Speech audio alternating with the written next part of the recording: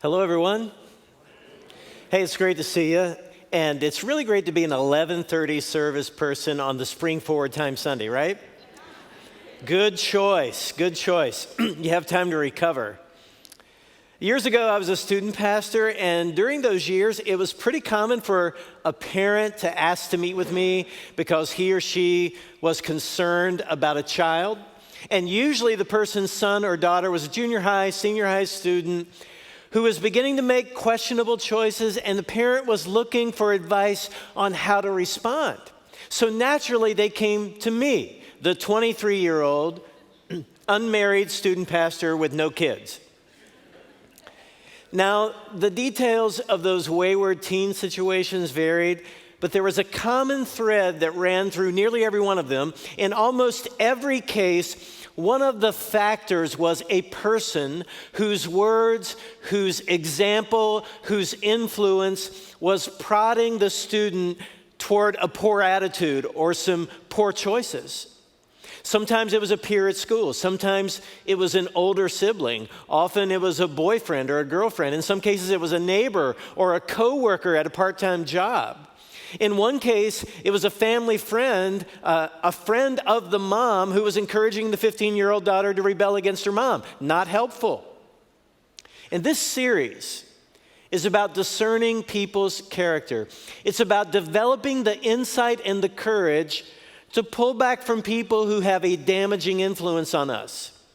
And today we're talking about the importance of discounting foolish voices and avoiding foolish people.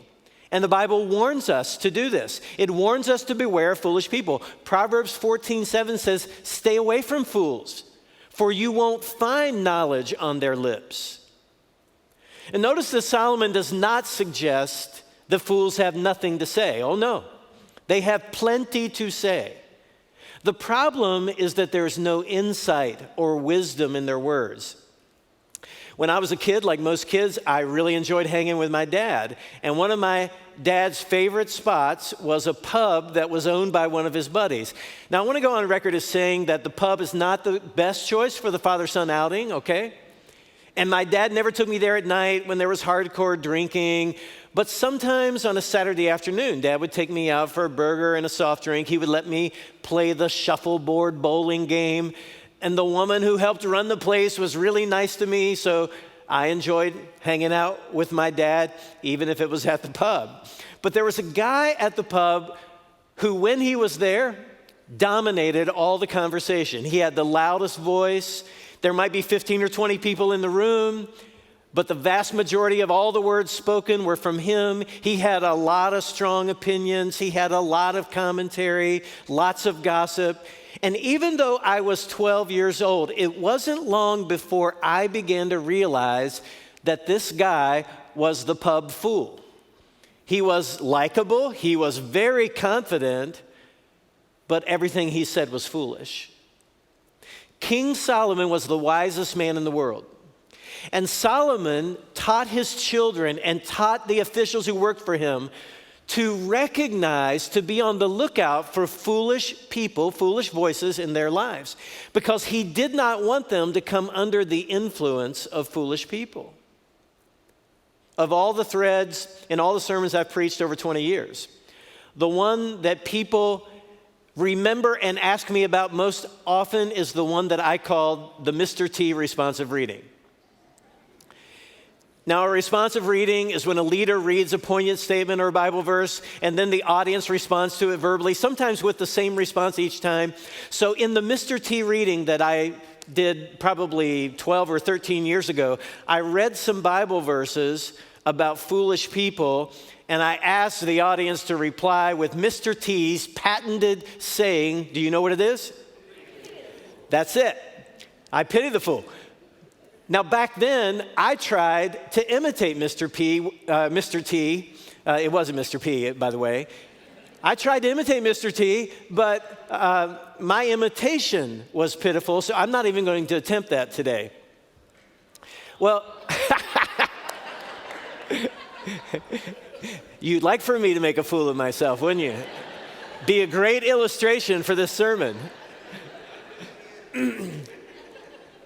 Well, that's part of Solomon's message in the book of Proverbs. Solomon pities foolish people, but he also has a concern. He also has pity for people who listen to the words, who fall under the influence of people who live by foolish ideas and who live in a foolish way. In Proverbs 12, verse 15, Solomon says, "Fools think their own way is right, but the wise listen to others. A fool is quick-tempered, but a wise person stays calm when insulted." Now, teachings like that can be uncomfortable for me because, like most of you, I have a tendency to think I'm right. And I also have a tendency to react strongly when I'm insulted. But Solomon is saying to people like you and me, look, if you can't outgrow your pride and listen and learn, if you can't resist the urge to retaliate against every harsh word, it will make a fool of you. Now notice that Solomon does not say that a foolish person is never right. He doesn't say that the fool gets everything wrong. He says a foolish person thinks his or her way is right. And notice the distinction. I can be right about my concern. I can be right about a value. I can be right about something, but I can be wrong in the way I address it. It's the way of the foolish person that is questionable. This happens all the time. Wayne Smith is a preacher who was kind of a preacher's hero when I was a very young pastor. And Wayne Smith used to say that he never had to apologize for his position, but he often had to apologize for his disposition. My kids are adults now, so I'm in this phase of reflecting on my parenting, and to be honest, I'm not always proud of what I recall from my parenting years. My most foolish moments as a parent were when the behavior or the attitude that I was addressing needed to be addressed, or when the value or the principle that I was teaching needed to be addressed. It was legit, but the way I addressed it, the way I said it, the way I tried to convince my kids was unwise, was foolish. Now, if I get a text from one of my kids today that simply says amen, I'll know they joined us online for worship today. Coach Philip Wellman may have been right when he protested an umpire's decision to eject his team's pitcher from the game. Let's assume that Coach Wellman was right. But even if it was a bad call, the way that Wellman responded was certainly wrong. Wellman was a minor league manager, but he threw a major league tirade. He threw his hat at the feet of the umpire, covered home plate with dirt, Billy Martin style, then traced a significantly larger home plate in the dirt, all of it accented by profanities. But Wellman was not nearly done. He went on to steal third base, which is normally left to the players. Usually the manager doesn't do that. But he pulled third base out of the ground along with other bases and flung them out onto the field. He also began crawling across the infield in a prone position like a soldier in a battle. And he pretended that the rosin bag by the pitcher's mound was a hand grenade and acted like he was pulling the pin with his teeth and then pitched it toward the umpire. Coach Wellman concluded by pretending to eject the umpires from the game with a crude fist pump, and his grand finale was blowing a farewell kiss to the crowd and taking a bow. Wellman's amazing freakout was soon broadcast around the world and was eventually voted the #1 sports meltdown of all time. Now, the coach has since said that it obviously was not his proudest moment. And it's only fair to point out that since that tirade, he has won championships. He has been selected Coach of the Year a couple of times. So it's important to remember that we can recover from foolish behavior. It's not the end of our stories. But even though the coach owns having done it, you can tell Philip Wellman wishes that he had restrained himself. And that's why Proverbs 29 says, fools vent their anger, but the wise hold it back. And sometimes you can tell who's foolish and who's wise by what they're encouraging you to do with your anger. If you ever have a reason to be angry, it's foolish to let that anger control you. It's foolish to let that anger destroy relationships. It's foolish to try to control other people with your anger. Wellman's pitcher remained out of the game. His memorable tirade, it didn't accomplish much. And he joined the pitcher in the locker room, unable to contribute to the rest of the game and several games following. If you and I are going to prevent foolish people from influencing us, we have to learn how to recognize them. So let me ask you to do something. If you have one of those old-fashioned, actually printed on a printing press Bible concordances, look up the word fool, look up the word foolish, and take a look at the Bible verses that use these words. It's one way for us to figure out what God has to say about foolishness. But the more likely way for you to do that is just to find a Bible online or a Bible concordance online. There are all kinds of them that are free.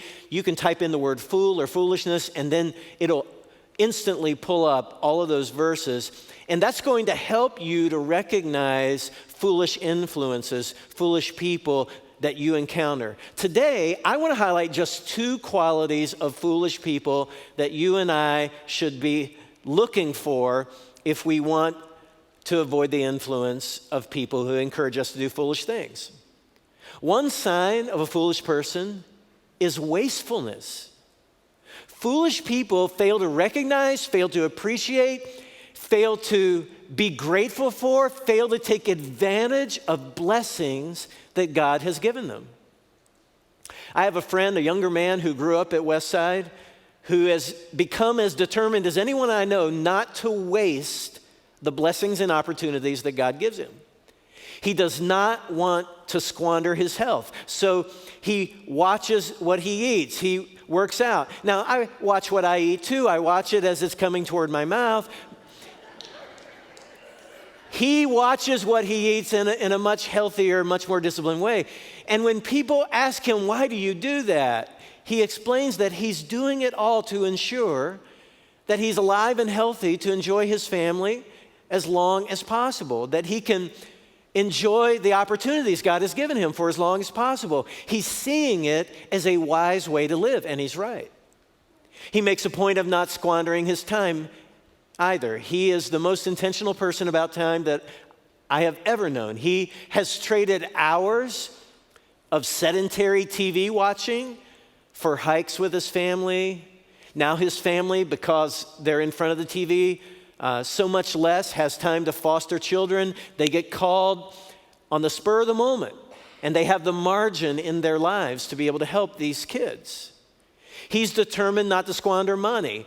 He recorded and sent me a video message a couple of weeks ago to say hello, and he was driving the old minivan that he's been driving for a while now, and he told me he's less and less enamored by shiny things and more drawn toward the freedom of avoiding payments and being able to spend his time living instead of working to pay for stuff. Now, when you hear me describe my friend, I'll bet a lot of you had a word flash through your mind, the word wise. So wise to think that way, so wise to live that way. And I'll bet one word that never flashed through your mind as I was describing my friend is the word foolish. We all know that a person who views his health, his time, his whole life, his money as opportunities that shouldn't be wasted. We know that a person who thinks that way and then requires himself or herself to live that way, we know that person is filled with wisdom and not foolishness. That's what Solomon is trying to teach his children and the people who work for him and with him in Proverbs chapter 3. Look, starting at verse 15. He says, wisdom is more precious than rubies. Nothing you desire can compare with her. She offers you long life in her right hand, riches and honor in her left. She will guide you down delightful paths. All her ways are satisfying. Wisdom is a tree of life to those who embrace her. Happy are those who hold her tightly. Foolish people think only of the pleasure in the moment. And the problem with living that way is that it brings consequences that no one wants to encounter. And sometimes those consequences come much later. Sometimes they come very soon. Wise people realize that wasting your high school years on partying, wasting your young adult years on self-indulgence, foolish friends, wasting your time, your money, your health, are foolish ways to live. So friend, put some space between you and the people who are living foolishly, who are wasting large parts of their lives. Because people who waste their opportunities and their talent, people who squander their relationships, people who waste their money, who throw away blessings, people who waste spiritual opportunities, they're living foolishly, and you should make a point of not emulating them. A.W. Tozer said, "A man by his sin may waste himself, which is to waste that which on earth is most like God. This is man's greatest tragedy, God's heaviest grief. God hates to see us waste our lives." I have always really liked Mike Tyson, in spite of the fact that he can be crude and vulgar and unpredictable, and in spite of the fact that he's made some foolish choices in his life, he's just always appealed to me. My wife and I happened to be on a flight with Evander Holyfield a few years ago, and Sharon noticed how kind he was and how sharp he looked and how patient he was with other people's questions, impeccably dressed. I just stared at his ear looking for the scar from the time Mike Tyson made a snack out of Evander's ear. But I saw an interview with Tyson a few years ago when he was at one of his lowest points. And he was so full of regret over the foolish choices, the foolish relationships, the wasted opportunities. And at one point, Tyson made the heartbreaking statement, "My whole life has been a waste." Now, I don't think that's true. There are things about Mike Tyson that can be admired. I think it's nearly impossible to navigate extreme fame, extreme wealth at a young age with vultures all around you trying to benefit from it. But Mike Tyson's regrets are a reminder to you and me that a wasteful life can only lead to regret. So friend, notice when the people in your world are wasteful. Make a decision that you're not going to live that way. And you would probably be wise to put a little distance between you and people who are wasting their lives. Another sign of foolishness is self-justification. Now, wise people make their share of mistakes. Wise people sin. Wise people do things that are unwise. But the difference between a wise person and a foolish person is that a wise person will learn from his or her mistakes and will not justify them and continue in them. You know, the classic song that expresses this form of foolishness is probably a little old for some of you, but it's a recognizable name, and maybe you even know the name of the song, Sinatra's My Way. Great song.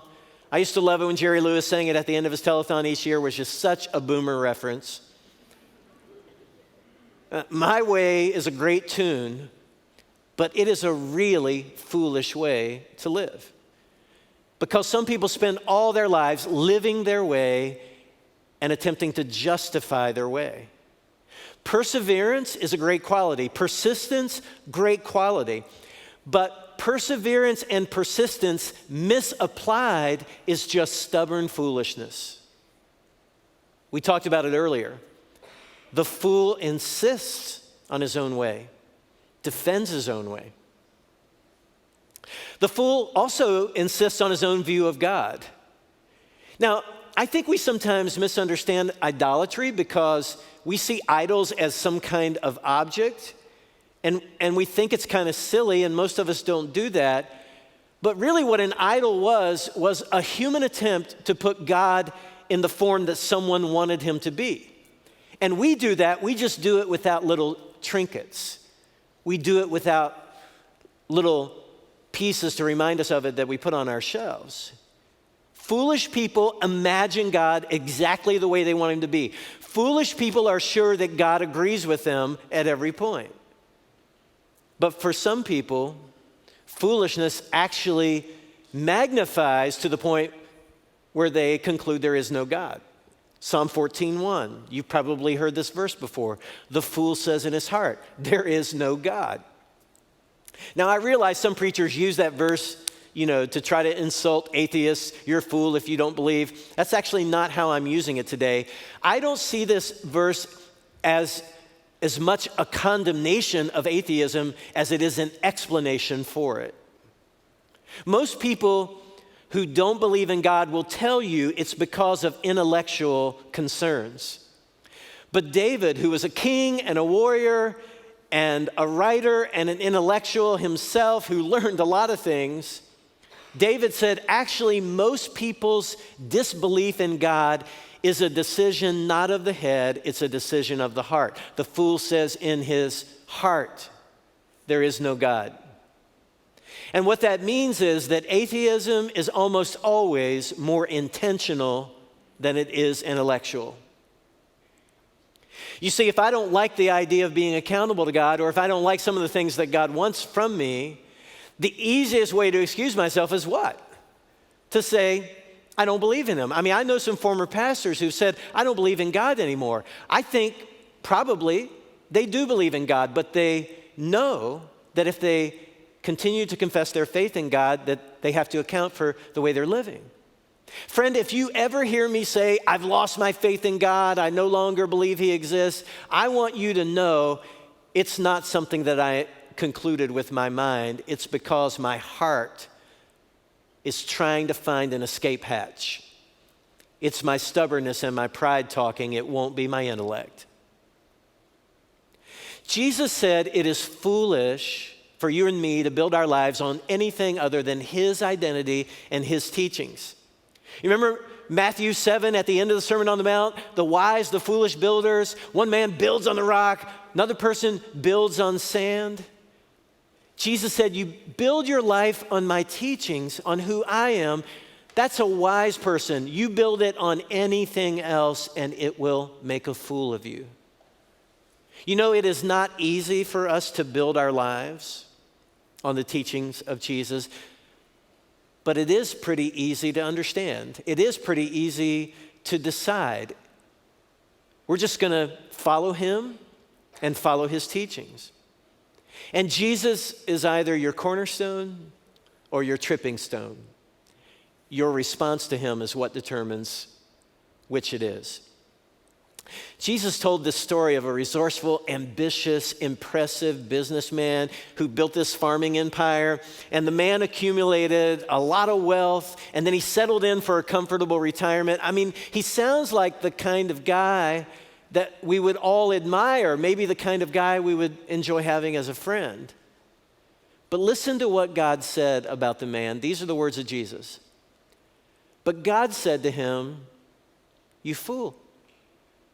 You will die this very night, and then who will get everything you've worked for? Yes, a person is a fool to store up earthly wealth, but not have a rich relationship with God. Now, this story that Jesus told, it has some things to do with money, but that's really not our point today. The man was resourceful, he was savvy, he was hardworking, but in spite of all the impressive things he did, in God's eyes, he was a fool. A person can succeed at literally everything society tells us is important. A person can think everything that our society tells us is important to think. but be a fool in God's eyes. Tell me something. When you die, if people say you lived well, but God says you lived foolishly, which is the reality? Who has the final word? Can I just speak to those of you who are successful and bright and with whom people are often impressed? Maybe you have a reputation for being great at what you do. Maybe you are really liked by people. Maybe you're succeeding by all the measurements that are used to judge a life in our day. You've carved out a place for yourself. People respect you. You have a positive demeanor. Look, there's nothing wrong with any of those qualities. The Bible even encourages some of them. But don't forget what God said through the Apostle Paul in 1 Corinthians 2 and 3. Paul admitted that he did not have an impressive vocabulary, that he did not have a poetic, rhythmic preaching style. But to the people who looked down on him, the people who talked down to him, who opposed the message that he taught about Jesus, Paul wrote this: stop deceiving yourselves. If you think you are wise by this world's standards, you need to become a fool to be truly wise. What's he saying? If you get it right in God's eyes, some people will think you're foolish. For the wisdom of this world is foolishness to God. Paul's point is that the world is upside down. What the world thinks is foolish is wise in God's eyes. And what the world thinks is wisdom is foolish in God's sight. So don't fool yourself. Don't lie to yourself. Don't applaud yourself when you should be questioning yourself and when you should subject your attitudes, your words, your actions to the truth of God's word. Friend, it does not matter what we tell ourselves about ourselves, because fools are always right in their own eyes. What matters is what God says matters. I am who God says I am. I am right when God says I'm right. Wisdom and foolishness are what God says they are. So don't let yourself come under the influence of those who confuse what they think is wise with what God thinks is wise. And the only way that you'll be able to successfully do that is if you have a connection to Jesus and to his word, to the scriptures, because there are just too many challenging circumstances in life to navigate on your own by your own instincts. Let God show you the way through his word. Let's pray.